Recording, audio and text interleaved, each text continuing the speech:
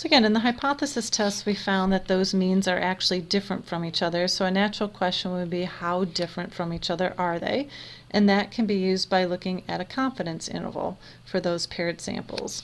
So again, the story here is we still have the same story, only now we want to estimate that mean difference in measurements between the cardboard and metal calipers using a 95% confidence interval. All right, so for confidence intervals, we're following the acronym PANIC. And some of these we've already done. So the parameters are the same as what they were on the last problem. So mu1 is still going to be the mean head size of all the recruits using, these are backwards. So group 1 was metal and group 2 was cardboard.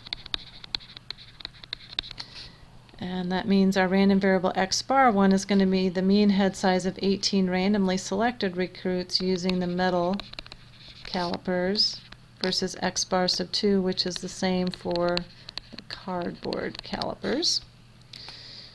All right, the second step is to check the assumptions, but they're the exact same assumptions we just checked in the last example.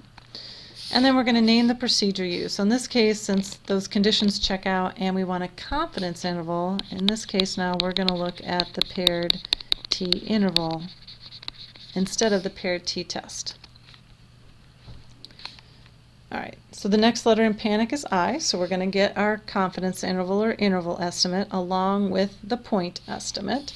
So again, we can either use our calculator, the TI-84. So again, that difference list should still be sitting in L3. So we would go into t-interval and highlight data, and we would tell it, again, L3 is where our differences are. So this is the difference list. Frequency by default is 1, and we never change that all semester long. Next, confidence level, we're going to put in 0.95, and then we can hit calculate. Okay, and so on the output screen here, we get the first upper one here. This is our confidence interval for mu sub d, or interval estimate. And this, remember, this is really d bar and s sub d when we're looking at paired data instead of x bar and s sub x. So this value of d bar, that is our point estimate for mu sub d. So again, if we picture this, we've got our value of d bar is our point estimate, and then those endpoints around it give us our confidence interval for mu sub d. All right, so a point estimate for mu sub d is the value of d bar, and that is about negative 1.61 centimeters. And the confidence interval for mu sub d, again, this is important that it's a parameter, it's always confidence interval for some unknown parameter, is, if we round these off, about negative 678 centimeters to negative 0.544 centimeters. All right, so again, if we keep in mind that mu sub d is mu1 minus mu2, both endpoints here came out negative, which tells us that mu1 is less than mu2 by an amount in this interval where we change those to positive numbers.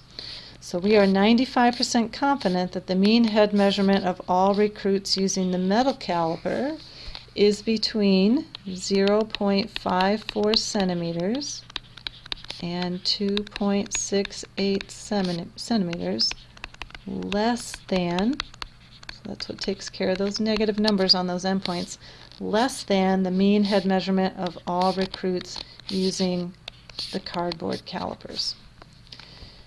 Now, we mentioned earlier that, again, the order you subtract things in doesn't matter as long as you keep track of what your groups are and how you subtracted, and then conclude corresponding to that. So if you had subtracted your list instead as L2 minus L1, you would have got the interval that was 0.544 to 2.678, where that's all in centimeters. So in this case, so now L2, okay, so this would be the cardboard, and L1 was where we put the metal data. So now these two endpoints are both positive. So now we would say in this case, the first thing, which represents the cardboard measurements, are going to be bigger than the metal measurements by an amount in this interval. So in this case, we would say we are 95% confident that the mean head measurement of all recruits using the cardboard caliper is between 0.54 centimeters and 2.68 centimeters more than the mean head measurement of all recruits using the metal calipers. So again, so although we got different signs on the answers, so in this interval they were negative, we subtract the other way, then the endpoints are positive, the interpretations mean the same thing. Okay, in the first case we're saying that the metal measurements were smaller than the cardboard measurements, and in the second case we're saying that the cardboard measurements were more than the metal measurements. So we'll say the exact same thing. So these last two examples use the same data set, but one is conducting a hypothesis test and the other is conducting a confidence interval. So if you want to show that the means are different, we conduct a hypothesis test.